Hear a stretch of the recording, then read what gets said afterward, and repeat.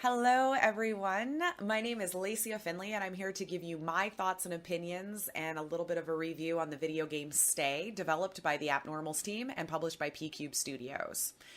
I really enjoy fully fleshed out story-rich experiences, so if you're anything like me, I think this game will definitely be one for you to pick up and give it a try. But before I get ahead of myself, let's go ahead and look at some gameplay, give you a little bit of the review of how the story works, and I'll sprinkle in my own thoughts and opinions throughout. Stay is the story of Quinn, a therapist who wakes up alone and locked in a strange basement with nothing else but a computer with internet access and connected to a chat room. The only person on the other end of that computer is you. You become the only other contact he has with the outside world. Will you help him succeed in his escape, or will you do the bare minimum to get him by? Will you stay with him or leave him idle for weeks? These are just a few of the choices you have as you shape his escape. Stay is an emotional, story-rich point-and-click with quite a few unique elements. What really drew me to the title initially was the pixel graphics. I adore pixel graphics. Maybe it's a nod to my childhood or the endearing way it makes Quinn appear as you're moving through the story. Regardless, I think it was a strong choice for the developing team to have done it in this way. As I move through Chapter 1, I noticed there are a few choices you can make as you answer Quinn. And the answers vary in the amount from 2 to 3 selections to sometimes only having 1. But mixed in these answers, you can decide to be extremely helpful or sarcastic, rude or encouraging. Starting my first playthrough, I thought I would go all in as being as short as possible with Quinn, until I chose one answer that caused him to open up a bit on his backstory. And now I was intrigued.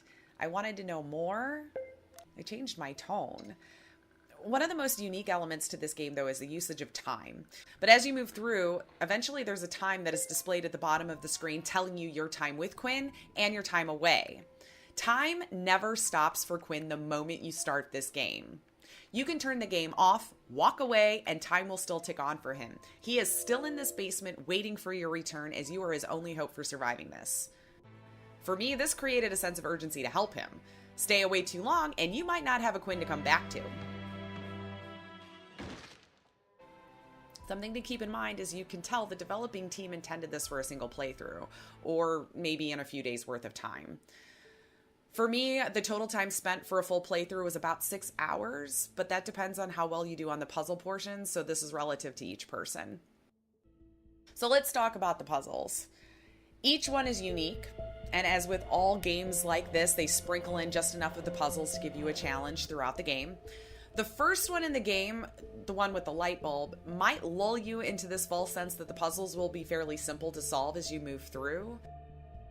I know I was thinking maybe these were just kind of things they put in there to make you feel like you were doing a little bit more than just a point-and-click story, but they do become increasingly more difficult. So now, at the time of me doing this review, there is one particular puzzle in Chapter 11 that hands down is the most complicated one. I know for me, especially if I didn't have the developing team to reach out to for hints, I'd probably still be stuck on this one. So that would be my only criticism with this particular one. Have they not changed it by the time the game gets released? Because again, I had an early review copy that they're definitely going to have to give some more hints to players, because it seems to be this trend among a lot of all those that had the early review copy that the Chapter 11 puzzle was next to impossible for people to figure out. But I do encourage you to look up hints and solutions for the game afterwards, because this is where the game really starts to get captivating, and I'd hate to see any of you put it down just because you got discouraged on this one particular puzzle. Another feature that is unique to this game is the bond that you create with Quinn. Depending on the choices made throughout, you will notice a meter appearing letting you know which way yours and Quinn's relationship is heading. Are you becoming a trusted confidant to Quinn? Or are you just doing the bare minimum to get by? You can also keep track of Quinn's emotion levels to your answers, and there are 4 gauges that represent a different temperament on how Quinn is feeling. Sanguine, choleric, melancholic, and phlegmatic, which is derived from the 4 temperament theory by Greek physician Hippocrates as part of a medical concept of humorism that 4 bodily fluids affect personality traits and behaviors. See?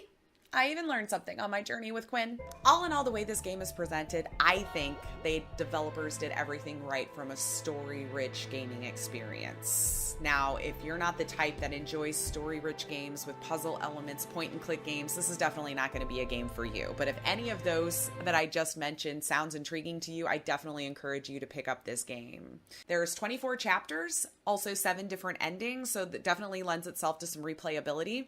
The story itself doesn't really change that much. It just kind of depends on the answers that you've chosen, depending on how much more of the story that you uncover. It's not going to be a completely different experience from one to the next, but it will decide which ending you get and how much information that you receive for you to get the full understanding of the entire scope of the story. I did manage to learn more on my second playthrough though, just by adjusting my answers. Even if the answer I thought was going to be absolutely wrong, sometimes it ended up being the answer that Quinn needed to hear for him to tell me just a little bit more about what's going on and why he thinks he's in this situation that he's in. I did also find out that there were several different ways to kill our protagonist, much to my surprise. But in a good way. A kill-only Quinn run? I just might. Well, thank you all so much for tuning in and listening to my review on the video game Stay with my own thoughts and opinions sprinkled in there. I hope you do enjoy the game if you decide to pick it up. So let me know. Have you picked up the game? Are you watching this now already and have already played through a little bit of it? Are you enjoying the chapters? Have you discovered a little bit more about Quinn? Is this your first time ever playing a story-rich game like this? Is this your first time trying to do any puzzle games? Let's talk all things Stay down in the comments. I'm really interested to see what you guys are thinking out there. And also, you can find me on Twitch 4 days a week, twitch.tv/Laceya Finley. You can also find me on Twitter and Instagram. Thank you guys so much for watching, and I'll see you at the next one.